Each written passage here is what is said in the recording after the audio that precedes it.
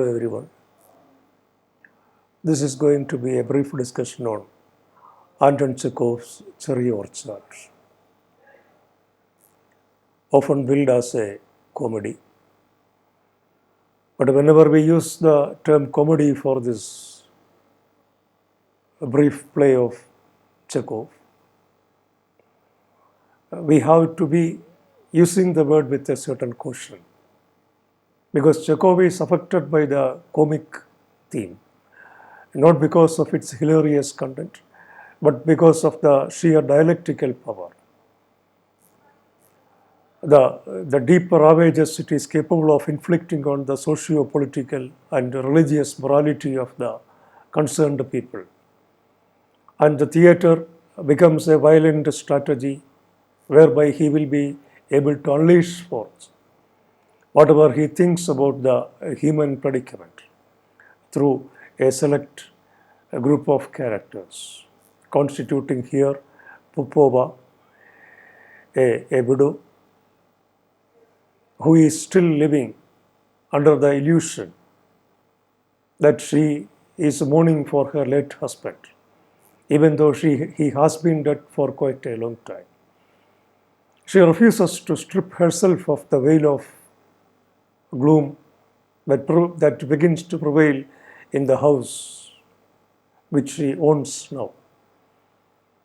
And in the neighborhood there is a boorish man,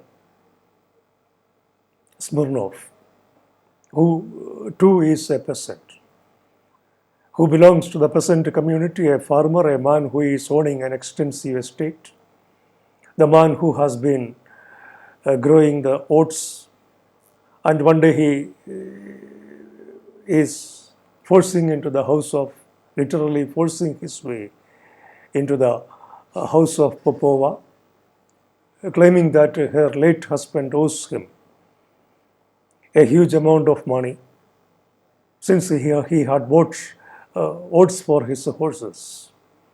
And the widow has to settle the accounts immediately, otherwise there will be serious consequences. He is driven to this desperate situation because the demand is so huge. He will be forfeiting his estate if he doesn't pay the money to the debtors. That is why he is there. But the widow refuses to listen to what Smirnov is suggesting. As she begins to insist that he has to wait for some time. But Popova is in no mood to listen to the widow's argument. And in between there is Luka, who is speaking the voice of sanity to both these characters who are infuriated by the arguments that preceded. And that is where the play begins to develop into one of the most affable, one of the most delectable comedies ever. But once again, I should advise you to apply this term comedy with a certain caution whenever it comes to the question of dealing with the plays of Chekhov.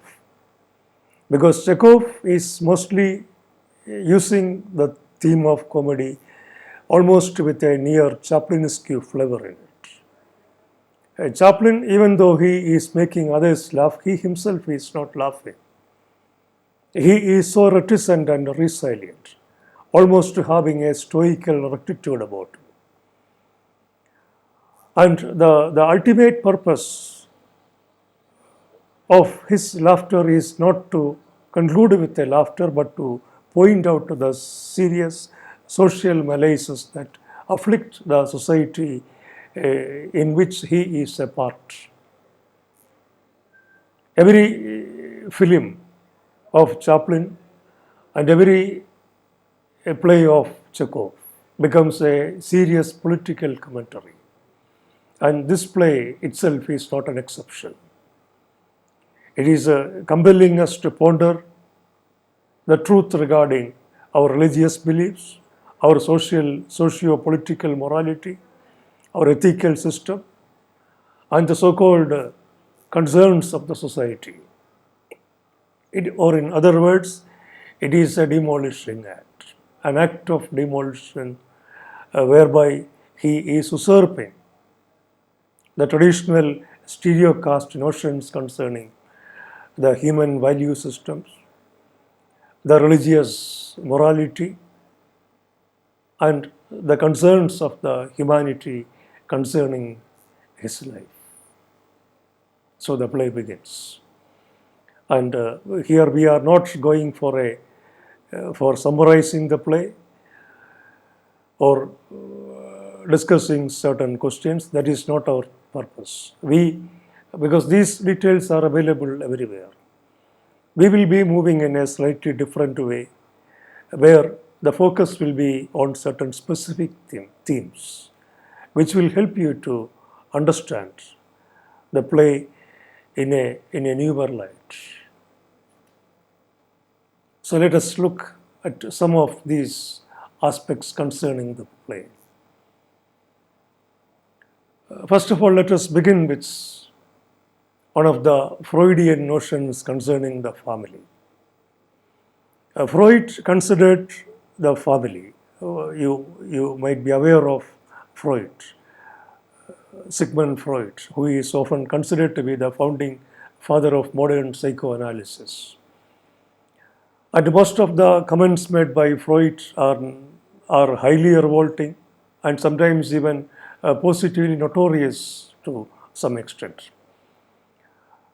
And one such comment which Freud made during his study of the family relationships is that the family could be considered as the nursery of most of the neurosis that is affecting the human consciousness. Or in other words, the family is the beginning point of most of the psychological malaises and maladies that haunt the human mind. And while reading this play, we find that the Freudian notion is almost turning out to be absolutely true.